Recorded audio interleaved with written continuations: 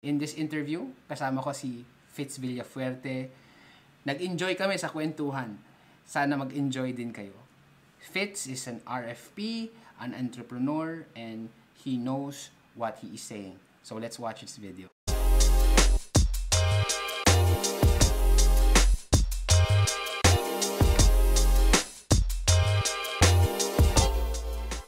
It's always better to pay in cash, but the reality is not everyone is that rich. So if it's really something that you want, minimum is 30%. Yung iba kasing financing, 20% na down payment, okay na. Pero para sa akin, subukan nyo hanggang 30%. No?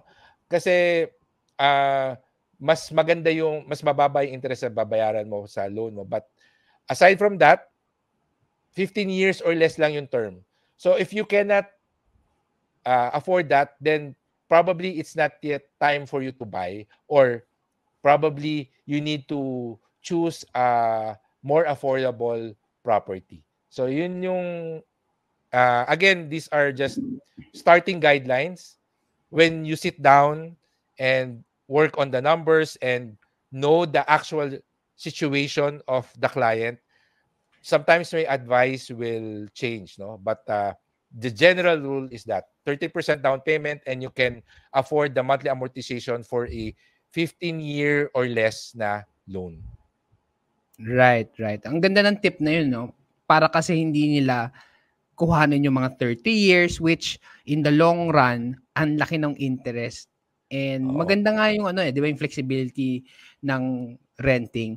Since we are talking about real estate, no? So, bibili ng property, any parang pros and cons in buying a house or buying a condo? Assuming na parang open yung nagko-consult sa'yo na, hindi, okay naman sa amin pareho bahay and then condo kasi somehow proximity. Pero like sa'yo, anong mas maganda for you? Condo or house?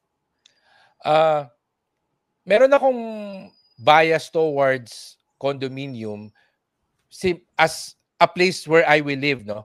Simply because ang condominium usually nasa heart of the city, no? Nasa urban areas. So, syempre, walking distance yung supermarket, alam mo yon, accessible yung mall, etc. It's the accessibility for me na pwedeng maglakad or magbisikleta lang dun sa mga lugar na kailangan puntahan. Of course, I know people, I have friends na they prefer houses kasi sa house, meron kang backyard, meron kang gated subdivision, so mas secure, especially if you have toddlers, di ba? And they also like yung sense of community kasi pag house, usually may kapitbahay, the very traditional Filipino culture na, alam mo yun, naglalaro sa kalsada, yung mga anak mo, nagbibigayan ng ulam, yung mga kapitbahay, etc. So, it really depends kung ano yung preference mo. Ako, I prefer yung condo kasi I don't really see the need for me to form a sense of community doon sa mga katabi kong unit kasi I have my own social circles. So, doon ako kumukuha ng sense of community with my friends in other groups.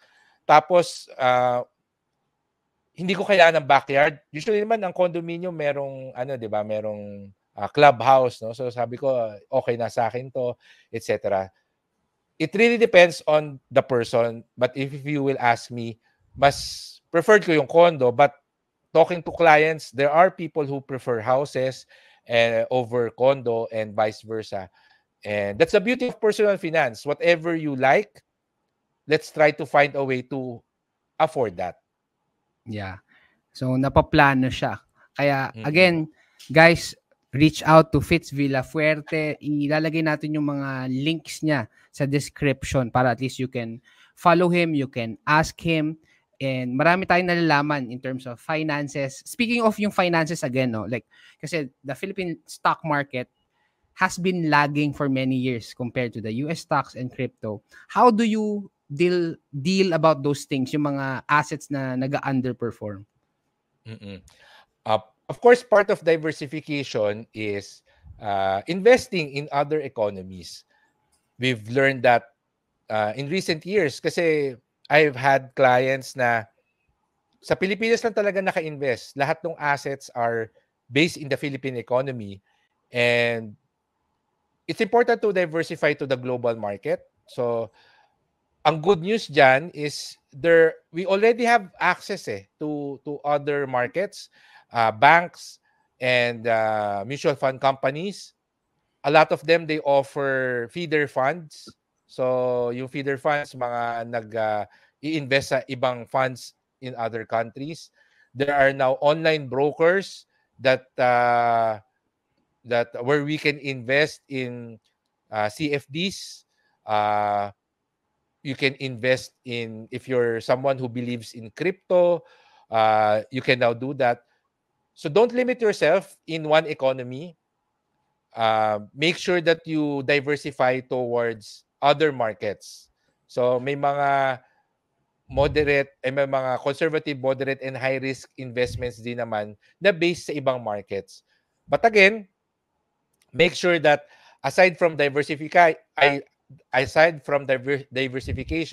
you also keep your financial goals in mind. Kasi yun talaga yung magdidictate kung saan ka mag-i-invest. So if you're investing for your retirement or anything na long-term na more than 10 years pa yung target date, then that's a good that's a good choice for global market. So kung mag-invest ka sa mga US stocks, mga feeder funds, etc., invest for your long-term goals on those assets. So yun yung rule ko dyan.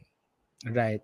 So it's really not just about seeing the opportunities in the Philippines, but also you need to explore, especially kung pasok siya sa financial goals. Siguro yung question doon, no, how do you guard yourself from mga investments na medyo sketchy, or ano yung filter mo doon? Kasi 'di ba sabi mo, okay, explore other investments. Paano kung hindi ako masyadong maalam in terms of other investments? How do you guard yourselves na hindi ka masascam? Well, ang number one rule naman kasi dyan is do not invest in something that you do not understand. So, may mga legit investments na pag hindi mo naintindihan, pwede kang malugi. So, yun legit na yun, no? Pero nalugi ka pa rin. A good example would be the stock market, because I know people who invested in the stock market, and then during the pandemic, when the stock market prices went down, nagpanic and they sold at a loss. So, I told them na hindi pa nila fully na-understand yung behavior ng stock market. And if you really understand how the stock market works, you would have understood na temporary lang yung pagbagsak ng mga prices na yan. It's not because the company is failing, but because there's a pandemic, no? So, never invest in something that you do not understand. So, that's the number one rule. Now, when there's an investment offer sa'yo, the first goal is to understand how it works. Kasi doon pa lang, malalaman mo na kung scam siya or hindi. Usually merong sinasabi na if it's too good to be true, it usually is. Pero kasi sa akin, napaka-vague nun eh. Di ba? Na if it's too good to be true, it probably is. But what if yung pagkaka-explain sa akin, mukhang ano naman siya, it's not too good, no? Parang tama lang, no? So, you have to understand and study how it really works. And then do your due diligence. Siyempre, meron kang check. For example, it makes sense na may mag-o-offer sa'yo ng investment na, this is a farm in, sabihin natin, in Batangas, no? Tapos, you will be investing in a banana tree plantation. Ito yung projected dividends, etc., etc. It makes sense, but you have to do your due diligence. Visit the banana plantation, visit the farm, and then research, do your own numbers sa tama ba itong mga projections na binigay sa akin? Di ba? And see if it is plausible yung numbers na binibigay sa'yo. So, you research and then, in that case, try to understand how does this business work? And if I invest here, will I really make this much money? Ano ba to? Totoo ba to? So, again, it can be a legit investment. But you have to understand that. But in most cases, yung mga ganon, tinatamad na kasi yung mga tao na mag-due diligence. Yung pala, yung banana farm, hindi pala nag-i-exist. Nilagay nila sa Batangas or somewhere na malayo para hindi mo bisitahin. So, dun siya nagiging scam. And then, of course, sa mga online, pag may mga online investments, isa sa mga una ko tinitingnan, ano yung pangalan ng company, saan yung opisina? Kasi ang daming online investments na tinatanong sa akin, sir, okay po ba maglagay dito? Okay po ba maglagay dito? And red flag na kagad sa akin wala man lang about us yung website. Wala man lang physical office. Kasi it's so easy to put up a website right now. But having a physical office is one sign, not really a sure sign, but one sign na mukhang legit ito. So the next step is to check out that address. If it's in the Philippines, probably you should visit that address and look around. Especially dun sa office, kung meron bang nakalagay na business permit, etc. Diba? Kung legal sila. It's so easy to say na you check the legality of the business, but to be honest, in recent years, it's so easy to fake those legal documents. It's so easy to register a legit business and then use that dun sa fake na business. So at the end of the day, it's really about understanding how your money will grow and checking if this is plausible, kung totoo yan. Kasi one of the more popular scams before was yung mGoldex, di ba? Maraming nang-away ng mga tao sa mga inaway kami mga financial planners nung sa mGoldex. But if you think about it, I challenge people mag-i-invest ka sa gold tapos every month ito yung makukuha mo. So hindi ko question yung laki ng makukuha nila. Ang tanong ko sa kanila is, saan nila kinukuha yung profit mo? So sabi nila, binabuy and sell nila yung gold. So I show them, ito yung historical prices ng gold. You'll see that it's just sideways. So yes, may up, may down, may up and down. Paano pag down? So how can you be sure na may bibigay pa rin nila yung guaranteed return nila? Di ba? So that's how I help people understand kung scam ba to o hindi. I don't really tell them na, naku, scam ka yan. But I have to justify. And you can only justify those things by actually studying the business and finding the loophole.